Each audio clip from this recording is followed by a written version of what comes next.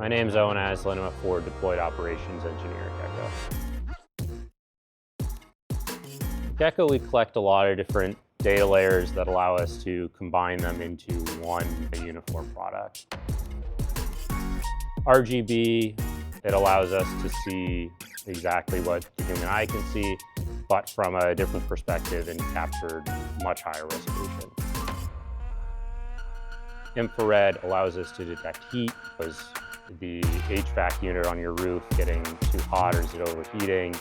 Is your oil tank leaking product, or is it leaking water? LiDAR allows us to get tight information, very precise shape information, and survey level accuracy that the other two cannot provide.